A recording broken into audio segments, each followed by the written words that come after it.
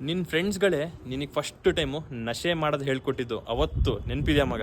ಆದರೆ ಅದೇ ಫ್ರೆಂಡ್ಸ್ ಇವತ್ತು ಲೈಫಲ್ಲಿ ಸೆಟಲ್ ಆಗಿದ್ದಾರೆ, ನಶೆ ಮಾಡೋದು ಬಿಟ್ಟಿದ್ದಾರೆ.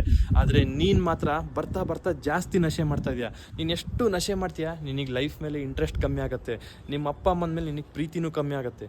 ನೀನು ನಶೆ ಮಾಡ್ತಿರೋದು ನಿಮ್ಮ ಅಪ್ಪ ಅಮ್ಮಂಗೆ ಗೊತ್ತಿದೆಯೋ ಇಲ್ವೋ, ಆದರೆ ನಿನ್ನ ಬಗ್ಗೆ ತುಂಬ ನಿರೀಕ್ಷೆ ಇಟ್ಕೊಂಡಿದ್ದಾರೆ ಮಗ. ಏನೋ ಒಂದು ನೀನು ಸಾಧನೆ ಮಾಡ್ತೀಯಾ, ಅವ್ರನ್ನ ಚೆನ್ನಾಗಿ ಸಾಕ್ತೀಯ ಅಂದ್ಕೊಂಡು. ಆದರೆ ನೀನು ಮಾತ್ರ ಹೀಗೆ ಮಗ. ಇಷ್ಟು ವರ್ಷ ನೀನು ಮಾಡ್ದಷ್ಟೆಲ್ಲದೂ ನಶೆ ಮಾಡಿದ್ಯಾ. ಇದೇ ಜೀವನ ಅಲ್ಲ ಮಗ. ಈಗ ಜನ ಮಾಡ್ತಾರೆ, 4-5 ತಿಂಗಳು ಮಾಡ್ತಾರೆ, ಮಜಾ ತಗೊತಾರೆ, ಬಿಡ್ತಾರೆ. ಆದರೆ ನೀನು ಮಾತ್ರ ತುಂಬ ಅಡಿಕ್ಟ್ ಆಗಿದೆಯಾ. ಒಂದು ಸಲ ಈ ನಶೆ ಜೀವನದಿಂದ ಹೊರಗೆ ಬಂದು ನೋಡು, ಜೀವನದಲ್ಲಿ ತುಂಬ ಖುಷಿ ಇದೆ. ಈ ವಿಡಿಯೋ ನೋಡಿದ ನಂತರ ನಾಳೆನೇ ಬಿಟ್ಬಿಡು ಅಂತ ನಾನು ಹೇಳ್ತಿಲ್ಲ, ತುಂಬ ಕಷ್ಟ ಆಗುತ್ತೆ, ಒಪ್ಕೊತೀನಿ. ಆದರೆ ಬರ್ತಾ ಬರ್ತಾ ಕಮ್ಮಿ ಮಾಡಿ ಮಗ. ಒಂದಿನ ನೀನು ಬಿಡ್ತೀಯ. ಹೆಂಗೆ ನಶೆಗೆ ನೀನು ಅಡಿಕ್ಟ್ ಆಗಿದೆಯಾ, ಆ ಥರ ನಶೆನ ಬಿಡೋದು ನಿನ್ನ ಕೈಯಲ್ಲೇ ಇದೆ. ಎಲ್ಲದು ನಿನ್ನ ಮೈಂಡ್ ಸೆಟ್ಟು. ವಿಡಿಯೋ ಇಷ್ಟ ಆಯ್ತು ಅನ್ನೋದಾದರೆ ಒಂದು ಪರ್ಸ್ನಲ್ ನನಗೆ ಮೆಸೇಜ್ ಮಾಡು, ಒಂದು ಫಾಲೋನೂ ಮಾಡಿರು. ಮುಂದೆ ಮತ್ತೆ ನಿನಗೆ ಈ ಮುಖ ಕಾಣುತ್ತೆ.